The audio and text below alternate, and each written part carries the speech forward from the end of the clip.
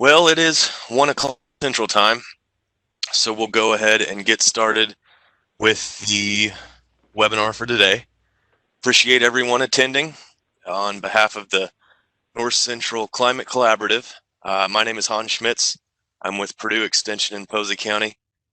We also have Laura Edwards as a panelist today, the South Dakota State University and South Dakota State climatologist, as well as our speakers. A couple of notes of logistics before we get started.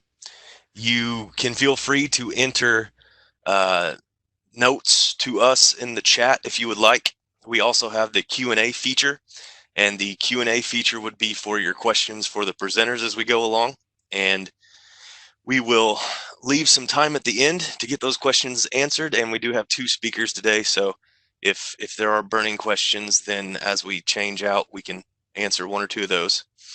I'm going to start a poll right now, actually, and if you have the ability to fill out that poll, we'd appreciate it. I'll take down after a minute or 2. With us today as speakers first is Rick Stowell. He, as the slide says, is an extension specialist at the University of Nebraska-Lincoln, and he has been integral in a program he's going to be sharing with us today, the Animal Agriculture in a Changing Climate program. So without further ado, I'll mute myself and let you take it away, Rick. Well, thank you, Hans. And I am with the Nebraska Extension. I'm also associated with the Livestock and Poultry Environmental Learning Community. So if you hear me say LPLELC, that's what that refers to.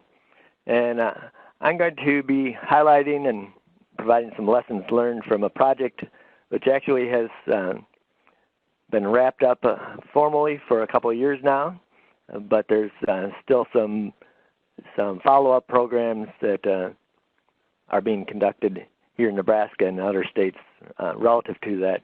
Hope to translate some of the lessons we learned from that official project into your bank account in terms of knowledge on this area. So without further ado, a little bit about the project itself. It was initiated through the Livestock and Poultry Environmental Learning Center.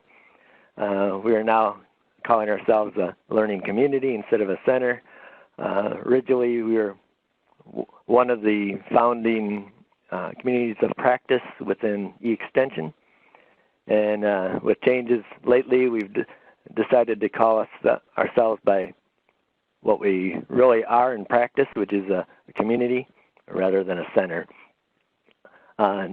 Nebraska here in Lincoln was the lead institution on this project. It was a NIFA-funded project initiated back in 2011 when the original CAP projects were coming out on climate. We were not a CAP project. We were we were a capacity building project, but not a formal CAP project. And we were focused on extension, one of the 2 extension-only grants that were funded at that time. And we had 5 partners, regional partners on the project. You can see them there in the graph. And our idea there was to not only get more institutions involved, more people involved, but be able to have some regional specialization and some focus to the extension programs and needs assessment and delivery of information to the types of operations and the needs that were relevant for those regions. And then University of Nebraska and the LPALC were in charge of coordinating efforts and having some overall cross-region programming efforts and major thrusts. So I'm not going to go into project in a lot of detail. Just again, we're a capacity building project, so you see the national facilitation up there of extension programming, and just highlight our first project objective was to equip extension personnel and stakeholders to assess stakeholder needs, and that's going to be relative to climate change mitigation and adaptation. So that'll come back a little later, both to deliver educational programs that target those needs. So if we just jump into our audience, and we spend a significant portion of the first year in the project really hammering through who was our target audience. And I've got the E's in this case highlighted or underlined. And that's not for electronic, like email or e-extension. It's more for this idea of were we really going to focus on those people in extension who had formal extension roles, or were we going to be broader and look at people in other organizations who also had extension type roles within their organization? And after a lot of discussion and back and forth, we decided that our target audience was going to be those in extension, but we were going to be very inclusive and invite others to participate. So the chart that's being shown now was basically assessing our audience after the first year, or about the end of the first year. And a lot of those people were personally invited. And so our target audience was pretty clear at that point. We had probably about 45% of the people involved were extension educators or extension agents at that point. And we got our N is pretty much not 100%, but pretty close, because those all were people that we directly invited to participate. By the time we finished went into the last year of the project, we had involved over 1,400 professionals in small E extension roles.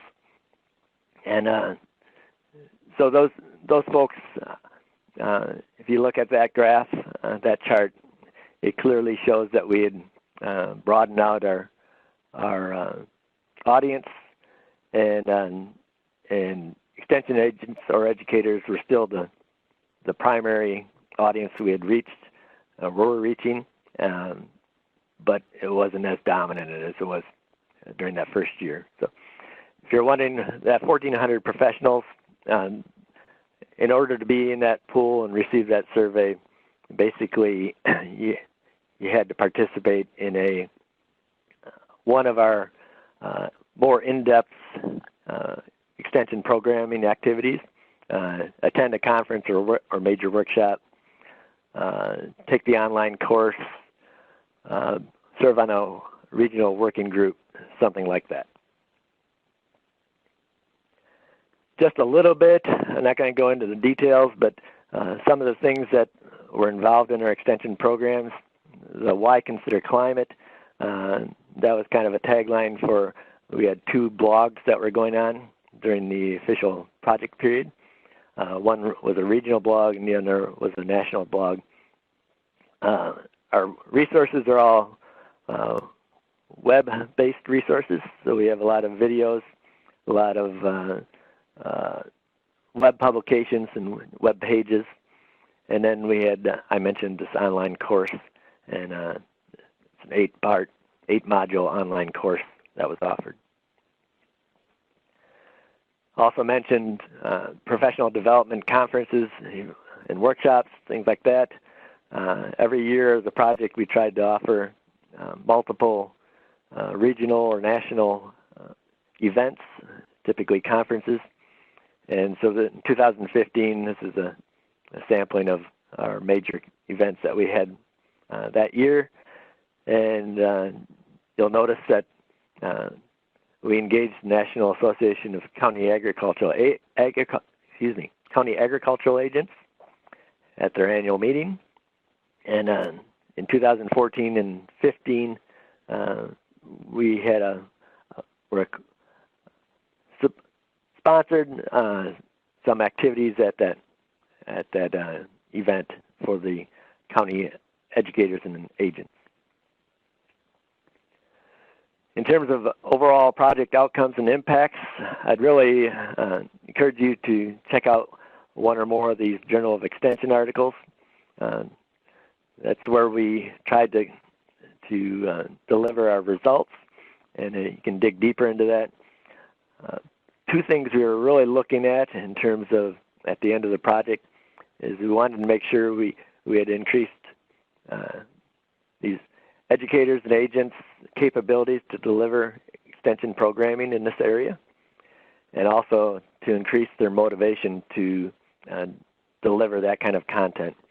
In both cases, the capabilities and motivation were lower than what we would typically see, and that's because of the nature of the material and their comfort level with this type of content. We'll go into that a little bit more. But in most cases, we were able to increase capabilities and motivation pretty much across the board in terms of different skills. And I also encourage you, we have a planning guide for adapting to changing climate and some other things. Definitely encourage you to check those out in more detail. I'd like to move into audience engagement. At that time that this project was started, some of the other projects that were going on, including the corn cap, were doing social science surveys of farmers and other audiences.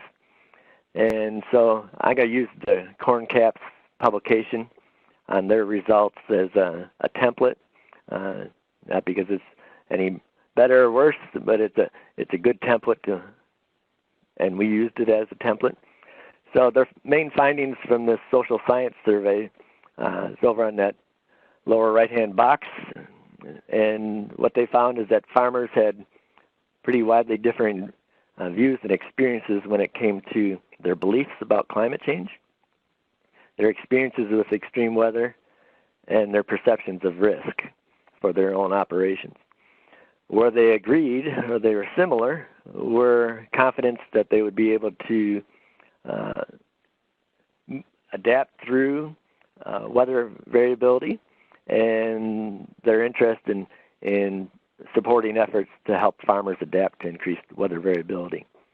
So what we did is we tried to ask some similar questions from our extension agents and educators as we were beginning our project, and then we added some other questions, but we basically learned that we are them, or our audience in terms of extension professionals is very similar in terms of their views and interest to the farmers, and that were the findings that were captured in some of these other projects. And so a lot of this makes sense when we talked with our audience. A large minority of them raised livestock themselves. If they didn't raise livestock, they may have had a couple hundred acres of crops that they ran. And the other thing that we kind of knew but we underappreciated going in was this fact that extension is built upon relationships, and those engagements that the extension professionals are doing locally and regionally really hinge on maintaining good relationships. And so it's especially important for us to address this issue of trust if we're going to engage them, because they were on the line in terms of maintaining trust and keeping trust with their stakeholders. Another thing we learned was climate change is a non-starter in terms of engaging audiences, at least our audiences. So wording is very important, and it gets to beliefs about climate change and perceptions of risk. There's a lot of avoidance of this in the livestock sector, simply because there's a lot of negative press, and they associated a lot of things with being blamed for problems.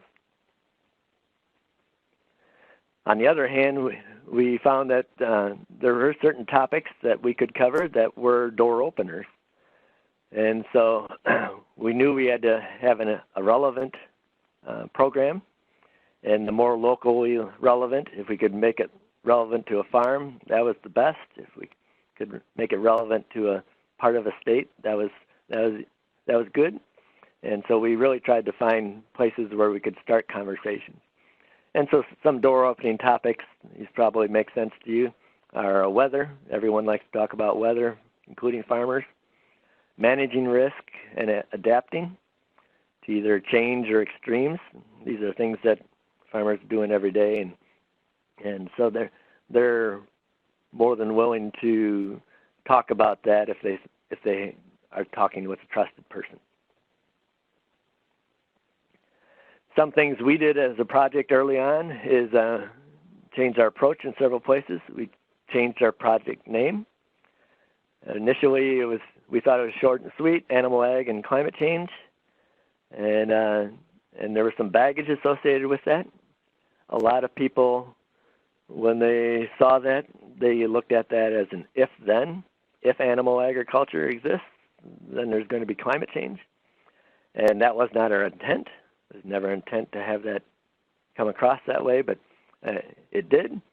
And so we very subtly changed it to animal agriculture in a changing climate. We also changed our priorities. If you remember back to the initial objective, it included talking about mitigation and adaptation, and with a emphasis on mitigation and addressing adaptation. We flip-flopped that because of our audience, and we emphasized adaptation and addressed mitigation along the way. And that was, most of these projects, big projects, have some sort of changes that have to be made during the project period, and that was the main change that we had in our project, is that flip-flop in priorities. In terms of engagement, we really came to the conclusion you have to begin with asking questions like, what are you observing in your area? And that gets you into the door, gets you to the dining room table. And then at the end of the conversation, what we were finding is that oftentimes the audience will ask questions like, well, what can we do about climate change? And so we were getting to one of our goals, talking about climate change, but it was by a different route.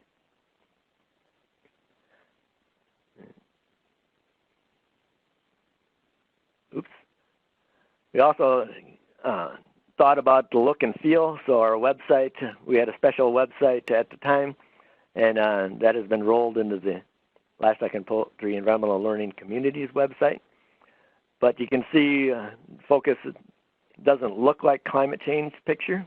It looks like something that's relevant on a farm, livestock farm.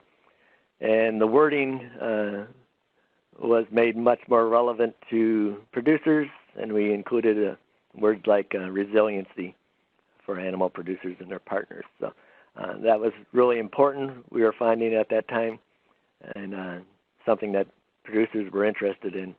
And so we tried to change that in our programs. Specifically talk about the online course. It was kind of a key part of our project, and in terms of basically form the skeleton conceptually for all our activities. So we start out talking trends in climate. Actually, we'd ask about weather, but quickly had folks think about trends in climate. Then immediately went to what are the impacts for your operation, and then talked about ways that folks are trying to adapt to these changes and impacts, what's working, what's not. At that point, we could start to talk about climate science and what is scientists looking at, what are they saying, talk about emissions of greenhouse gases, where are they coming from, and are there ways to reduce the emissions? And then that conversation leads into regulations and incentive programs. And then if you look over the bottom right, we put in a module about communicating science, because that was a big part of this whole project, is figuring out a way to communicate science in a way that our audience would be open to and would be effective with them. So a couple, starting to wind down, a couple other lessons we learned. Climate adaptation is not new. We were thinking that we could talk about topics like heat stress. If it's going to get warmer or more humid, that's going to affect heat stress in livestock. But the real situation is that farmers were already dealing with those impacts, and the impacts from faster rates of gain and higher yield in terms of milk or eggs or things like that was having a greater impact than warming of the climate. And so changing climate is a compounding concern, but it wasn't anything new or novel to them. It's part of the ongoing picture. Also, managing risk is they're already doing that.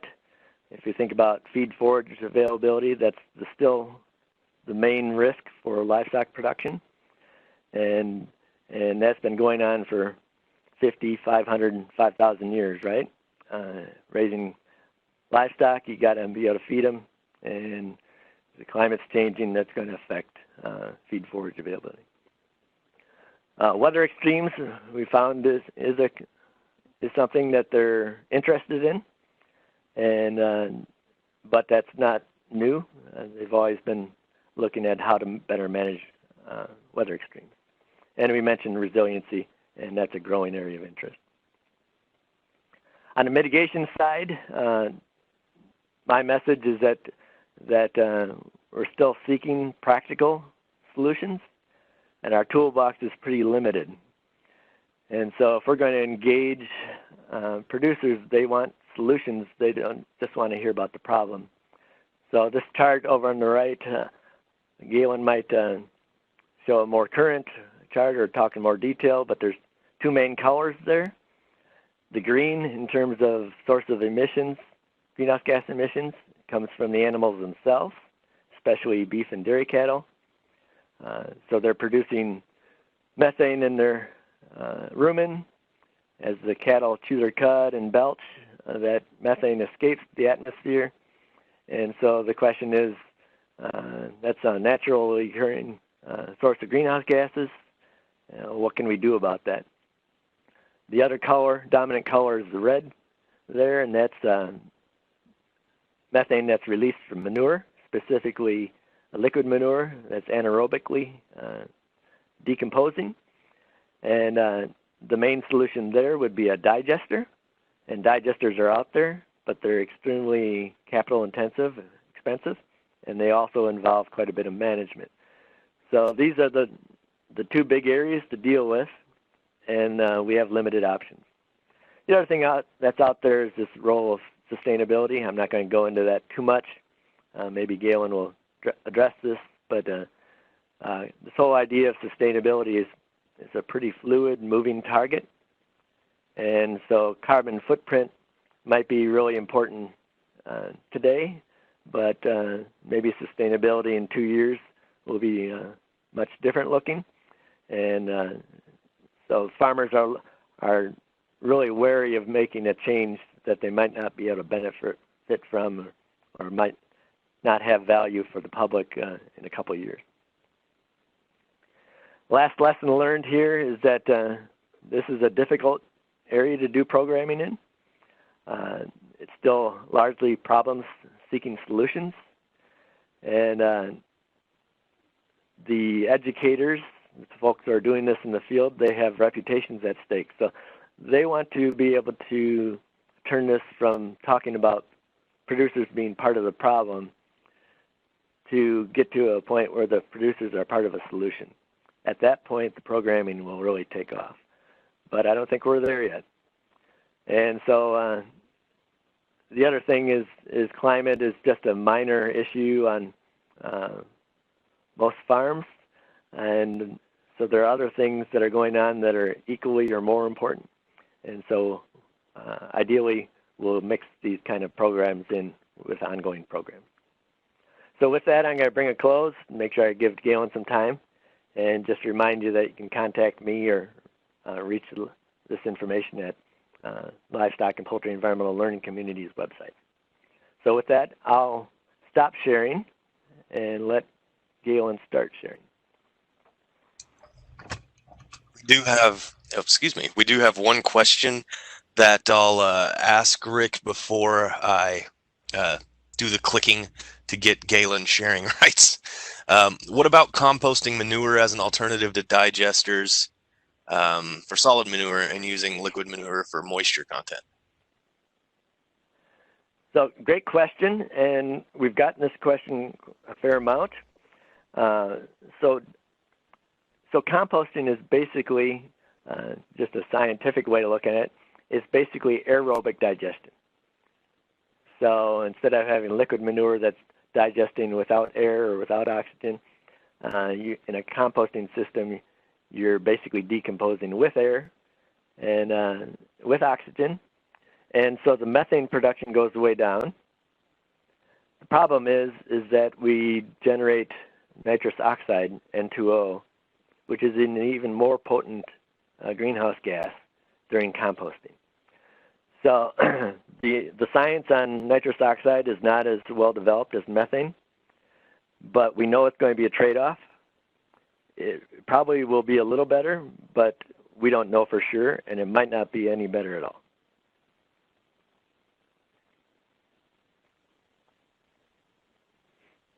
Okay, thank you, Rick. At this point, Galen has control of the screen, and I'll just turn it right over to you if you'd like to introduce yourself, Dr. Erickson. Sure. My name's Galen Erickson. I'm in the Department of Animal Science. I primarily focus on feedlot cattle, nutrition, and management. This is some work we've been trying to work on methane and beef cattle production. Multiple students involved and multiple faculty who are listed out there. So obviously this is a large effort and a team of people. So I'm going to kind of take off from where Rick left, and that is now focus entirely on enteric methane. Not a lot of national things, but what are some things to be thinking about that do have an impact on this? First off, enteric methane is a natural process. It's very difficult to change. And the reason why is it's anaerobic fermentation that's going on, and it's really serving a necessary role inside that rumen microbe and the ecology. So it's going to be difficult. We've been trying to evaluate the impacts of different diets and situations on microbiota in the rumen, and that would include many studies now. They're looking at the specific microorganisms, methanogens that are archaea that are producing methane. But I want to be clear with everybody to start with. It's been ever since ruminants evolved. My assumption is anyway, ever since ruminants evolved, methane production's been a common side byproduct, if you will, of fermentation. Somewhere around 5 to 15%, very dependent upon energy of the diet. Of the gross energy, though, is eructated as methane. A lot of people use the word, assume the methane comes out the back end of the animal, when in fact that's not true. It's coming out the front end. But it is a greenhouse gas, and it's one that we need to work on mitigating and understanding. And it's also an issue for consumers. And so therefore, regardless of the implications, we need to address it as an industry and work on solving it. Now, I would point out that here in the last 2 years, some atmospheric scientists have been working on methane, and it may not be as alarming as once thought. And I'm just going to leave it at that. And if there's questions, we can come back to it. But the potency is less, mostly because of half-life of it in the atmosphere. So that's good news. I think that maybe it's not quite as alarming as we thought it might be.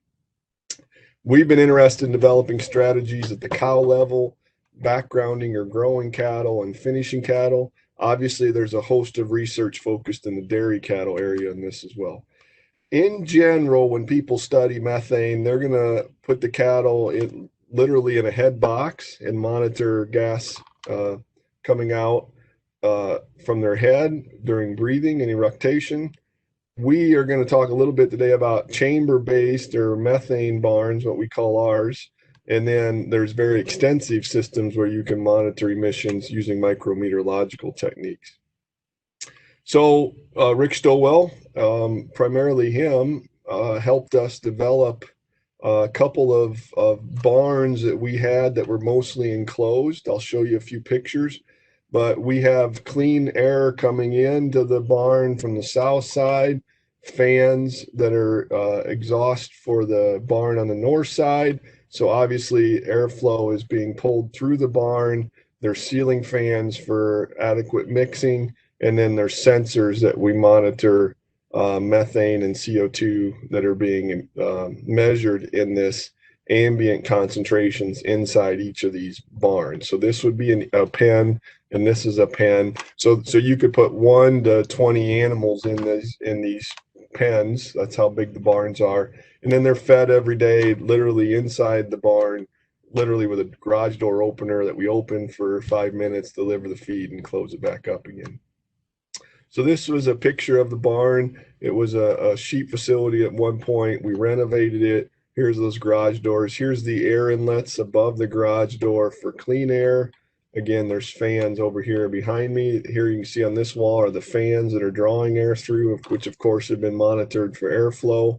And then here is the sensor that is pulling air samples from this pen into our shed. There's a solenoid system set up to where we sample each barn at different times, as well as clean air, and then that's being run through a Lycor open path methane sensor. So this is a schematic of a 20-minute cycle, which is how we're monitoring in these barns. And I'm showing this, one, for some of the engineering interest, and two, to show the robustness. So we have a 2-minute cycle where it's clean air. Then it's monitoring in a pen, and you can see within roughly 30 seconds, it is up to concentration, measuring the concentration of methane in parts per million. Ambient concentration of air is obviously around 3. So this 25 to 30 parts per million methane is clearly easy to detect. So this 6-minute cycle would be average for the concentration. Then we switch to 6 minutes of open air, and then 6 minutes from the other barn, and then a 2-minute clean out again, and the process starts over. So every 20 minutes, this process is repeated for 24 hours, and usually for up to a 5-day period, to monitor a group of cattle that might be on one treatment versus another. So we have cattle that are in pens or in other situations being fed diets or under some management scheme we want to test. And we might rotate 4 pens through. So treatment 1 would go into chamber 1, treatment 2 would go into chamber 2, monitor for a week, then they'd go back to their pens, rep 2 from each treatment go in, rep 3, rep 4, etc. And treatments are rotated back and forth across chambers to prevent any bias of chambers. So I'm going to take you through a few things that we think influence methane that we used primarily the Methane Barn to evaluate.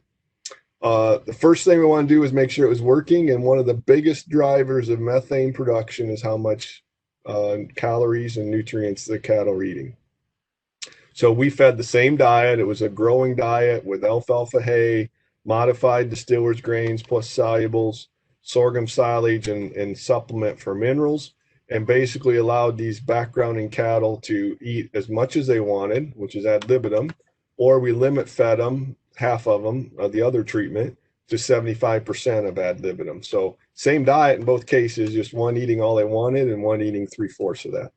And we did this across a 100-day period, grew these cattle from roughly 600 pounds to either 840 pounds or 780 pounds. Obviously, the limit fed cattle ate less because we imposed that, gained less because we imposed lower intakes, and then a feed efficiency or feed use efficiency calculation, which is common in beef production.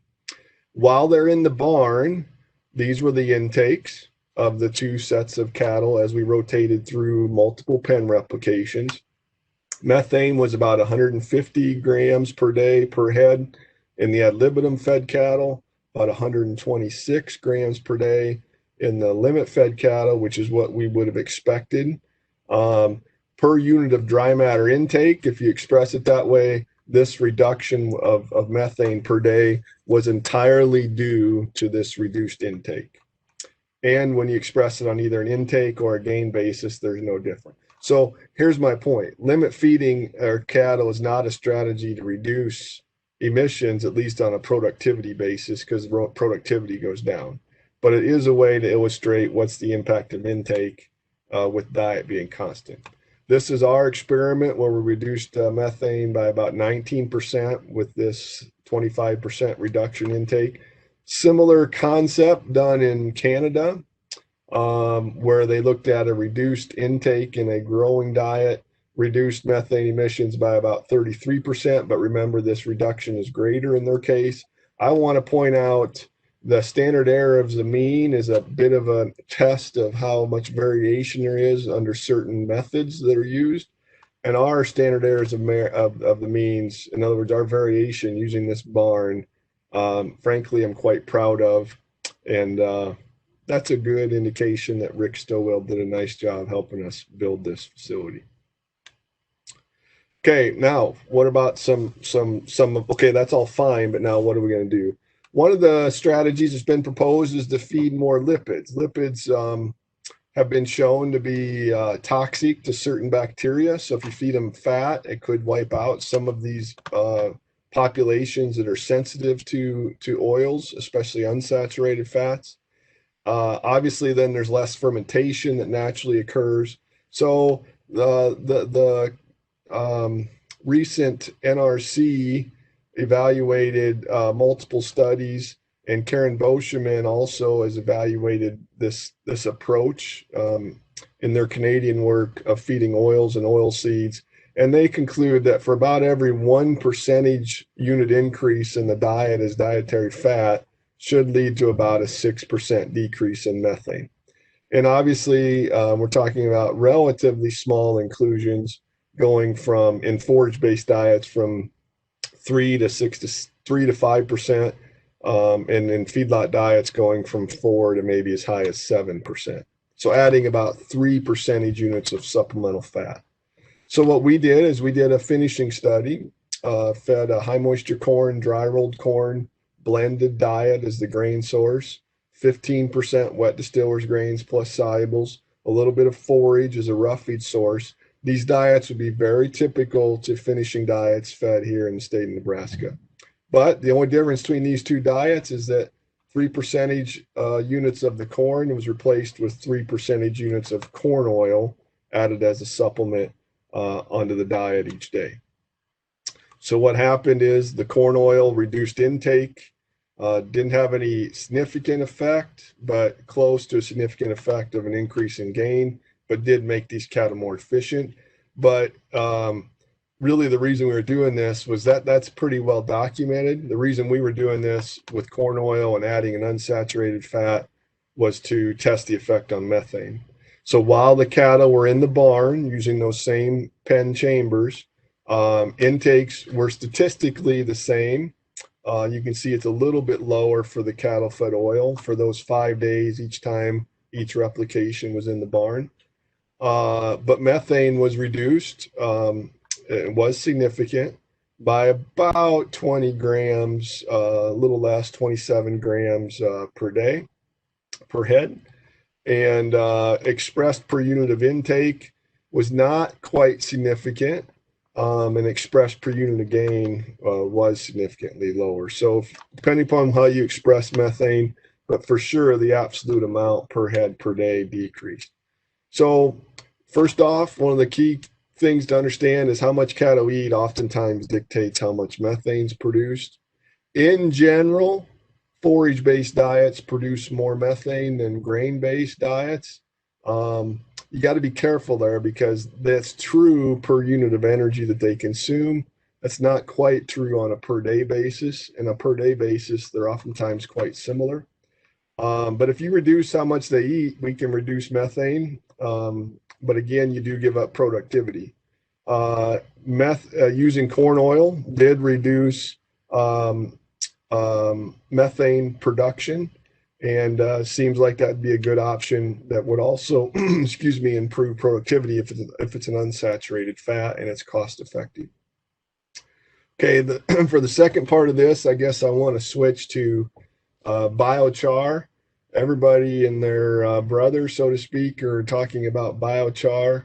It's going to solve the world's problems. That's what I'm hearing anyway.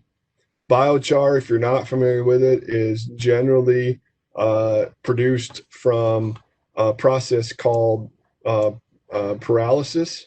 Pyrolysis is basically burning a carbon organic matter, so to speak, in the absence of oxygen. Anyway, biochar you can start with different substrates that you're going to burn.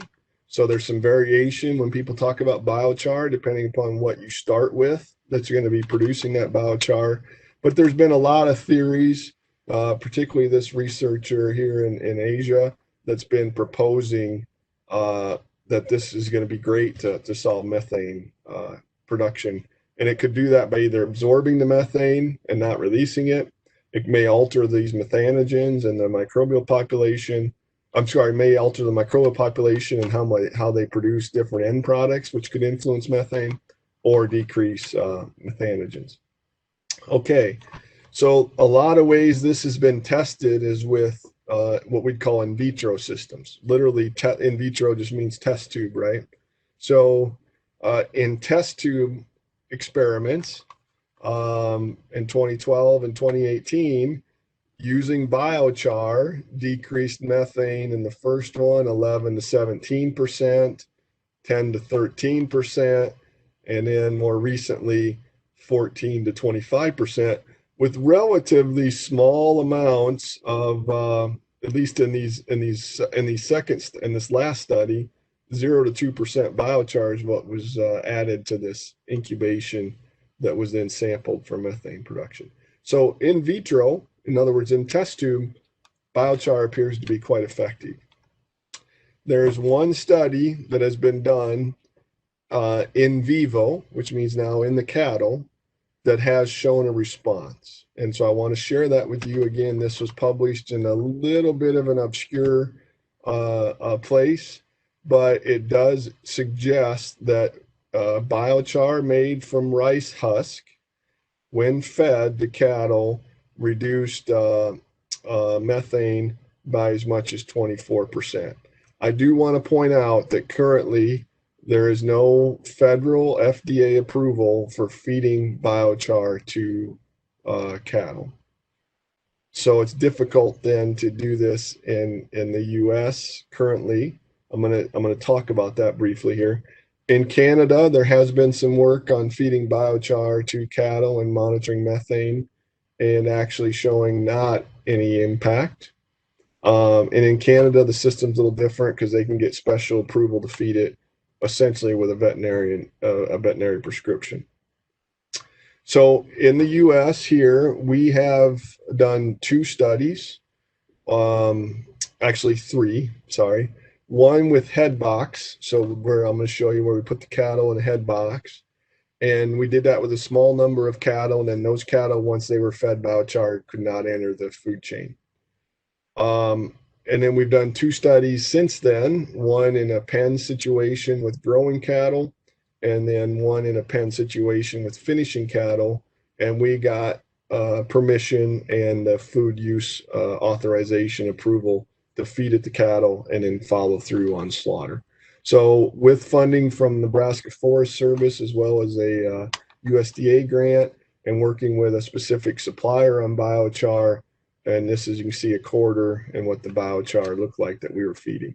This was supplemented to the cattle in the supplement.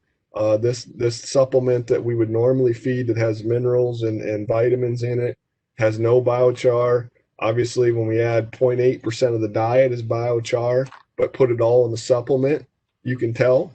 And if you put in 3% biochar for the diet plus the mineral and put all that in the supplement, essentially it's biochar plus some minerals and vitamins. So it's easy to tell when you're feeding it. We did analyze if for biochar and these types of feed ingredients, you have to worry about any contaminants. So we've tested for all of these to ensure that there was no heavy metals and or dioxin and so on. And you can see that, you know, it's 85% carbon. The pH was alkaline at a pH of 8. In particle size, most of it was between 1 and 3 millimeters in particle size length. Here's a picture of the head boxes. We've used a head box design that actually our dairy nutritionist uses, Paul Kononov, and is essentially replicated from the head boxes used at the Meat Animal Research Center. So there's a lot of head boxes that have been used for this type of work, where essentially air in and air out is monitored for CO2 and methane, and so you can, from airflow, measure how much methane is being expelled by these cattle. Okay, so in the first study we did, this is in a growing diet, so a high forage-based diet. Just want to focus on this line here, and then also grams per intake of energy, okay? So we fed 0.8 or 3% biochar in the diet. If you look at methane, and you can see what the intakes were for those cattle, we also measured how much energy is in those diets. And so we could quantify digestible energy intake. That's what DEI is in mega cows. So on a per day basis, grams per day of methane per head was about 109, 97, and 101. Okay, that goes the right direction, but it was not technically significant. The quadratic p-value was a p-value of 0.14, so it's getting close to being, probably a repeatable observation. And then if we just look at combining the 0.8 or 3% biochar, so just saying, yes, they got biochar, or no, they didn't. So you compare these two to this treatment, increases your power, so your statistical power some, and improves the p-value slightly, just being open with you on why that's done and why we looked at just whether they were fed biochar or not. And it's hard because your replications are low in these trials where you're using head boxes. But on a per unit of grams of methane per unit or per megacal of digestible energy intake, now we see a quadratic reduction in methane and likely a response to feeding biochar versus not, where it reduced methane in these head boxes. We did the same exact study, but now with finishing diets on the same cattle, so that because once they were trained and we weren't going to be able to use them for any food use. And I guess I want to point out that here we saw a reduction, but it was not significant statistically, and that's because of low replications, I think. Now we've carried this on to the pen level, which I'll show you. But about a 20-gram decrease in methane, which if it's repeatable and statistically sound, that would be significant. Not as much on the per unit of energy intake because intakes decreased at this 3% level. Okay, then to wrap up methane, the only thing I'm going to show today, which is just in the midst of being analyzed, is we've done some biochar feeding in our pen setting and then evaluating that in the methane barn. These are the cattle that were granted special food use authorization. And so we were able to slaughter them and actually get performance data on a large number. It was roughly 128 head of cattle. Anyway, if you look at methane for cattle fed biochar, about 165 grams a day, about 169 in the control, which will likely be insignificant. Again, we're just doing the statistics now. And per unit of intake, my guess is that will not be significant, but want to wait and see. So it's not clear cut that biochar is going to solve this issue like everybody may propose currently. We are testing now some different ones as well as particle size, and the Canadian work in combination with ours, I think, will be a much more complete answer on what's the opportunity for feeding biochar. Last thing I want to mention, which I won't show any data on, is that us here at Nebraska, as well as other places, are using micrometeorological techniques and extensive production systems, so like out on pasture, to monitor greenhouse gas emissions from different grazing systems, different diets throughout the season, and so on. And it's quite challenging work to do. We are measuring CO2, methane, and N2O in our systems. We're comparing two cow systems, as well as the calves that are produced from that system during a forage-based backgrounding system and a finishing system. So we'll have a very good picture of greenhouse gas emissions from a complete beef production system. That is funded by the Foundation for Food and Agricultural Research, funding that the University of Nebraska received. We're also a member of a large, I think it's 18 sites, long-term agroecosystem research network, LTAR, and we're monitoring a few different treatments as well as some grazing systems using micrometeorological techniques in those systems. So with that, I tried to stick to the 20 minutes, but I'd be happy to take any questions, Hans, if there are any, or turn it back to you, or however you want to do this. Well, sure. We did have a question or two come in. I'm going to go ahead and open the next poll and turn it over to Laura Edwards for asking the questions. Sure. Yep. We did have a question for you, Galen, going back a little ways in your presentation. Is corn oil approved by the FDA for feed use? Yeah, that's a excuse me. That's a good question. Yeah, corn oil as a feed ingredient because it originated from the corn. Assuming it has not had any contamination, or in other words, additives put with it, corn oil by itself is an approved feed ingredient. There are many oils, oil seeds that are extracted and approved as feed use. Yes. All right, thanks. Well, that's the only question I see right now, Hans, unless you have something else like that directly to you. Okay, so do please enter any questions in the Q&A or the chat, fill out the poll, and I'll let the poll ride while I ask one question for Galen here. How do we create the biochar that we are using in the cattle diets? Yeah, ours was a wood residue. Okay. The concept we've been thinking about is that we have a few invasive species here in the Great Plains of Nebraska, one eastern red cedar.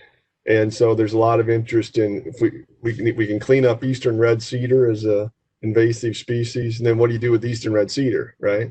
Well, could you make it into a biochar? And so many have had that concept and idea here in Nebraska.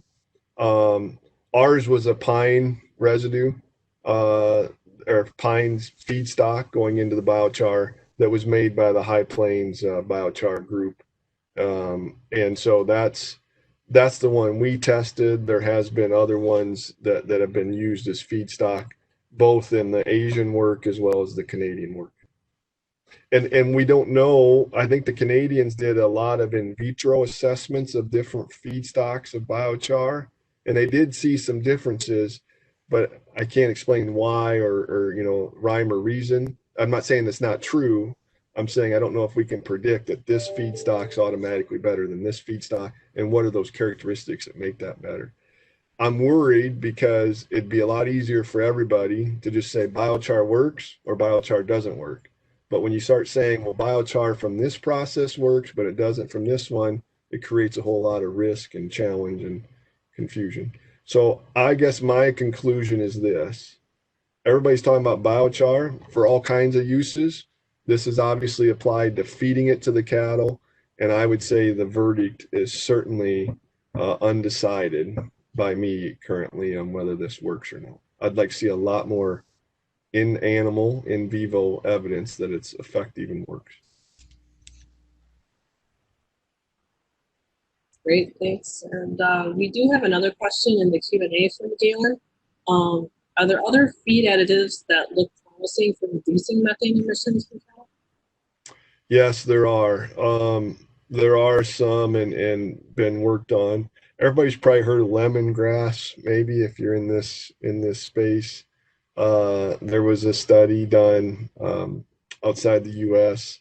and then a food company picked up on that and I think is now retracting some of those things. I'm not convinced lemongrass is one of them. There is a compound called 3-NOP, which is being worked on to be approved. It does appear to be quite effective.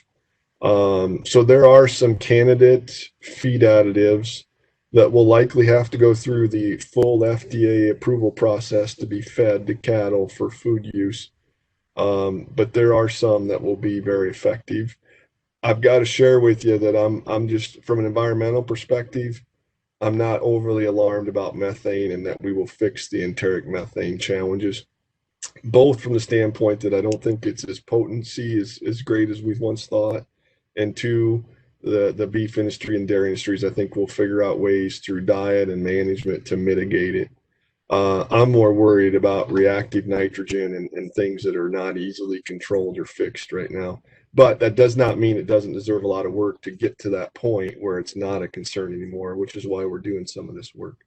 But yeah, there are other feed additives coming that are going to be effective. Great. We have another question here, maybe for both you and or Rick. Are there any plans to take this topic to on-farm research? That's the extension plus research plus local producer. Yeah, a lot of, well, I'll comment and then Rick can, if he's still listening, I might have put him to sleep. But yes, a lot of the work we do, first off, the facility that we use, especially that we want to get to and show that it works, is quite applied and kind of basically built and operated and constructed to mimic commercial situations that producers would have. But with that said, through SARE grants and other mechanisms, we do some on-farm research with those, especially with early adopters and influencers, and then allows extension to host field days. So that's a model we commonly employ here in Nebraska. I think that model's one that fits across many regions, especially universities, land-grant universities with active extension programs.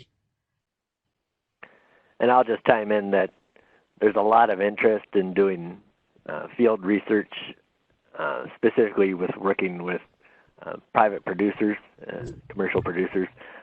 Some innovative ways of doing that are being looked into with on the crop side, with plots and little competitions where people can try things out on their own farm and share data. That's a little bit more challenging, or quite a bit more challenging to do in livestock, in the livestock industry. So a lot of interest in it, not a whole lot being done at the moment. I agree with you, Rick. It is a whole different approach with livestock involved. And so we do some I call on feedlot research, but really you got to have control over what the treatments are and being implemented. And because if it's a dietary treatment, it's applied every single day, right, when you feed them. And so there's a lot of management to be able to pull off on-farm research with cattle involved.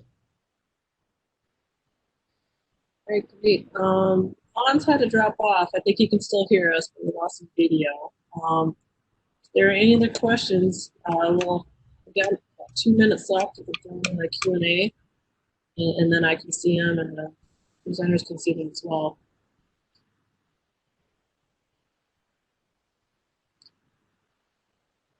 Or Rick or Galen, if you have anything else last to add here in the last couple of minutes. Nope. Appreciate having a chance to converse with you folks. Yeah, happy to help if we ever can, or if there's something that fits for our expertise, be happy to help anybody. Yeah, and I'll just add too that these webinars are recorded with MC3 with the North Central Climate Collaborative, and we'll post it on our website in about a week. That's northcentralclimate.org. There's a webinar. Laura, there was a question. Do you want me to answer that one? It was on why is the meat not considered for human consumption? I assume that's a reference to the biochar study I mentioned. Yeah, go ahead and answer that. So to be crystal clear, for food safety concerns, anything that is fed to animals undergoes a rigorous set of tests to ensure that there's no possibility of any harmful residue or risk to humans when that meat then is consumed. So if you're not aware of it, there's very strict requirements on what's allowed to be fed to cattle outside of natural plants and feed ingredients. So as soon as you have something that's quote unquote manufactured or unnatural. I don't want to use that word, but I think you know what I mean, between a natural plant feed ingredient versus something like a feed additive. Then it has to undergo either formal FDA approval uh, or can undergo an FDA process to be granted GRAS status. GRAS meaning generally recognized as safe.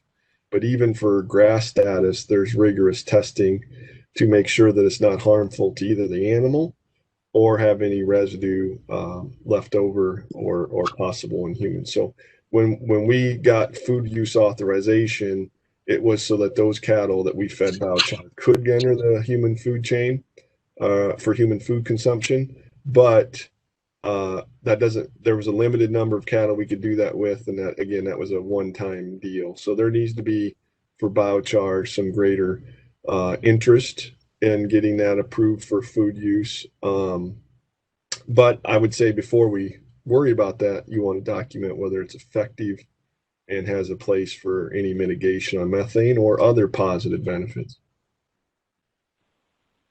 Is that the question from Kevin? I think there's a question from Kevin in the chat.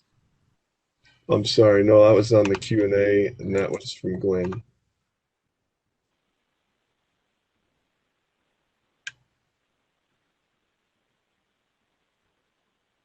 Sorry, Kevin, I don't see your question, so if you want to put it in the Q&A, I think we can see it better. There was a question about NRCS and the animal manure, animal waste management modeling software. Yeah, go ahead. If you have a response to that, I don't see that. So.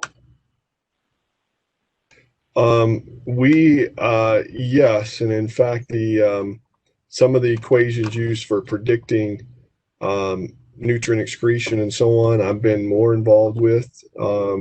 In other words, what we feed cattle is very much dictating what the cattle excrete, and that's across all species. And so I've been very involved with that process, which then ASABE standards, as well as then the NRCS software, I think, have adopted those approaches. Rick, you may know that better than me. Yeah, that's not I know they're looking to update those, but they have current equations in place, and a colleague, Rick Cal, should be the expert on that. Yeah, I apologize. There are a fair number of questions in the chat, and so I think we've answered a fair number of them. So I think, Laura, it's up to you how you want to handle that. I'm happy to. Yeah, we're at time now, and I think if you want to continue answering questions, you can, but I know people will drop off. So if there are any that you see that haven't been addressed yet, you can ask those. Well, there's a question about grazing and managed pastures versus harvested feeds. That's a complicated issue there because you have grazing has some natural challenges. Harvested feeds have some natural challenges, at least in this realm of greenhouse gas emissions, fuel use, productivity, energy capture from the feed itself, change in quality across time with grade systems. So I would say it would be impossible to say grazing is always better than harvested feeds or harvested feeds are always better than grazing. There are situations when both have benefits, and there's certain areas that are only going to be allowed for grazing. So, for example, one of my concerns is people have offered a solution as one way to cut methane concerns is to eat less beef.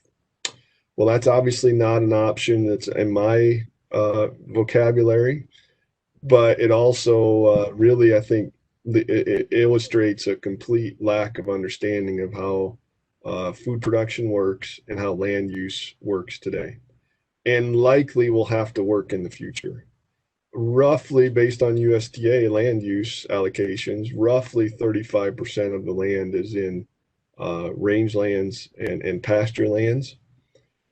not all of that, but a vast majority of that will only be usable, so to speak, at least for human food production, usable only by grazing ruminants.